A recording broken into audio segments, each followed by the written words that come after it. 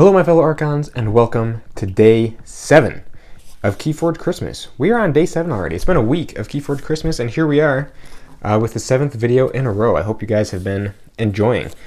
But today I have here one of my new Winds of Exchange decks from KeyForge Celebration. One that I have not talked about yet.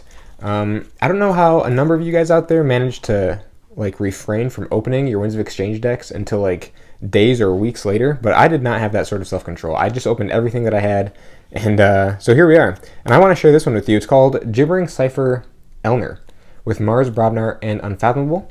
And it has a pair of cards in here that I think a number of you guys will enjoy quite a bit, you Dark Tidings fans out there. But without further ado, let's take a look at these cards and see what this deck has in store. All right, so the token creature for this deck is the 1-power Mars token creature Researcher. Omni, reveal a Mars card from your hand and archive it, which I enjoy Researcher quite a bit. I think he's pretty cool. Just being able to store up a whole bunch of Mars cards for a really massive Mars turn later down the road, or I mean even just a couple Mars cards, just for whatever you might need for later. So I think Researcher is pretty cool. But as for the cards, starting off with Unfathomable, we have Skullback Crab, Poison, Action Steal 1. Maelstrom, this one has a damage pip, so it could be good to pop a ward before the Maelstrom effect goes off or something. Kelpminder, providing a capture and 2 draw enhancements. Kamlani, destroyed, make 2 token creatures. Guiltspine Netcaster. The legendary Abyssal Sight, destroy friendly creature. If you do, look at your opponent's hand and choose a card from it. That player discards that card. Just an absolutely busted effect right there. Bubbles, Faisaloha, enhancing 2 damage. Damaged creatures do not ready during the ready card step. Azure Basin Outpost, action, put a friendly creature on the bottom of its owner's deck. If you do, exhaust 3 enemy creatures. Now here's the part that you Dark Tidings fans are probably going to like, if you like this card. Whirlpool, this deck actually has 2 Whirlpools. So it's a very strange and odd double Whirlpool deck. I have no idea what I'm supposed to do with these, or if do 2 creatures go over from each player each turn, or is it still just 1? It's super weird, and yeah, double Whirlpool, very strange. Then also Corrode. Then into the Mars we have Yixlix Mesmerist, action, a creature captures 1 ember from its own side. Scoop Up, put a friendly non-Mars creature and an enemy non-Mars creature into your archives. If that enemy creature would leave your archives, return it to its owner's hand instead. Mix the Tall-Minded, your opponent's keys cost +1 for each friendly Mars creature in play. Mark II Generator, enters play ready, action, make a token creature. Ironix Vatminder, play destroyed, make a token creature. Clone Home, with a capture, make a token creature. If there are more friendly creatures than enemy creatures, archive Clone Home. And this one, being enhanced with the capture pip, I think these archivable common tokenizers, when they're enhanced, they're really good when they're enhanced, because you can constantly recur them by having them archived and then get that enhancement bonus over and over. So in this case, I can just continue capturing if this continues to get archived. Brain Dart, play enrage an enemy creature, it captures 1 from its own side. Ammonia Clouds. Psychic Network, this one with a capture, so even if you don't have any ready Mars creatures out there, at least the Psychic Network, you can still get the capture ability off of it, so it's not totally useless. Exterminate, Yixlix Stimrager, also with a capture. Martian Revolution, destroy each friendly creature. For each creature destroyed this way, make a token creature. So kind of a risky card, but I think could have some really cool plays associated with it, especially depending on which token creature you get. Alright, moving into the Brobnar here, we have the 3-power Skirmish Pelf. After fight, your opponent loses 1 ember. Jarl's Vend, after an enemy creature is destroyed fighting Jarl's Vend, make a token creature, and he has to survive the fight. Fresh Marks, destroy friendly creature. If you do, exalt 3 enemy creatures. Fire Spitter, Bumpsy, Berserker Slam, the Grand Gourd with a damage. At the start of your turn, if you control the most powerful creature, or a creature tied for most powerful, make a token creature. Overrun, enhanced with a draw, which it always looks weird to see these cards, these reprints from earlier sets, enhanced. It just is very strange looking. Feats of Strength with a draw. For the remainder of the turn, each time an enemy creature is destroyed in a fight, make a token creature. Earthshaker, Blood of Titans, and ending it off with a Champion's Challenge, one of my favorite board wipes. So this deck definitely has some cool stuff going for it. Starting off with this Brobnar pod. Blood of Titans has a number of really good targets. Also outside of the Brobnar pod, it has some good targets, but I mean, putting Blood of Titans on something like a Pelf, so then you have this 8-power skirmish creature where your opponent loses 1 after a fight. Other good targets, obviously you probably could put it on things like Mix the Tall-Minded would be a really good target. Or maybe the Guiltspine Netcaster. Skullback Crabs, we have a 6-power poison creature that steals off an action. So Blood of Titans has some cool places to go. Champions Challenge is awesome. So the only thing with having a 1-power token creature like Researcher is that a lot of this stuff like Earthshaker, and earlier we saw, what card was it that dealt a whole lot of damage? Or Ammonia Clouds, that was the one I'm thinking of.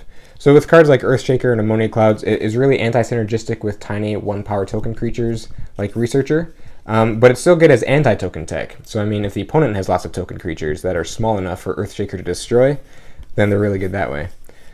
Feats of Strength with, let's see here, 1, 2, 3, 4, 5, 6 Brobnar creatures.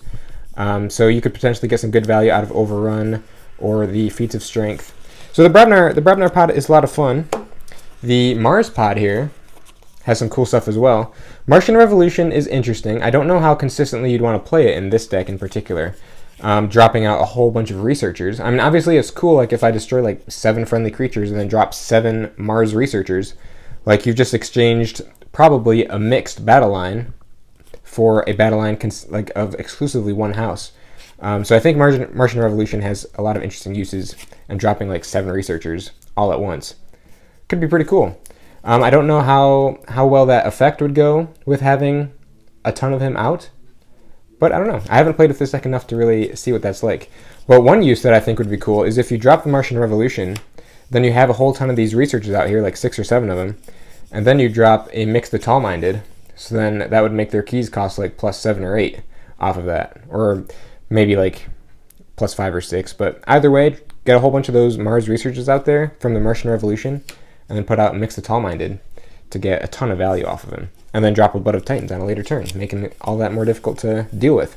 Psychic Network is super cool. Sadly, there's no Ironix Rebel in this deck to go along with it, but I mean, and again, that would actually be another really cool play. Drop Martian Revolution, a whole bunch of Researchers off of it, wait a turn, if a number of them survive, play Psychic Network to get a massive steal off of that. So that would be another really cool play with the Martian Revolution. Ammonia Clouds, again, Researchers probably won't survive to that. There's the Enhanced Clone Home. And yeah, I think this Mars pod is a lot of fun.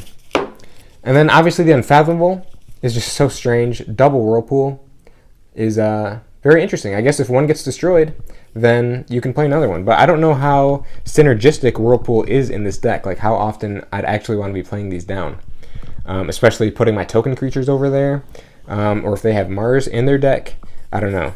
So I don't know how consistently we want to be playing these, but it's really cool that there's 2 of them in this deck. Azure Basin Outpost is just some of that really solid, classic Unfathomable Exhausting. Corrode is an amazing card. Abyssal Sight obviously is just totally OP. Maelstrom. So there's some good board control here with things like the Maelstrom and the Champions Challenge.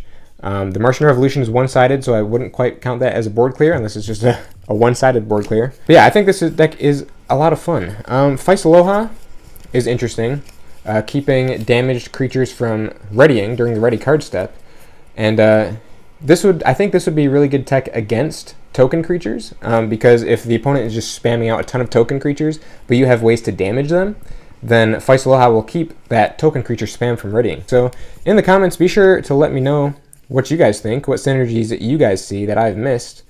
And yeah, it'll be a good time. I love the Grand Gourd. Just the fact that you can still get the token creature even if you're tied for the most powerful. And with creatures like Jarls of Enden here, hopefully you shouldn't have too much of a problem always having at least the most powerful creature, or tied for the most powerful, for Grand Gourd's effect to go off. With things like Jarls of End, or like even Blood of Titans boosting up power, that would make it a whole lot easier as well. Earthshaker. And then Berserker Slam is obviously just such a good card. One of the very few decent World's Collide Brobnar cards, Berserker Slam.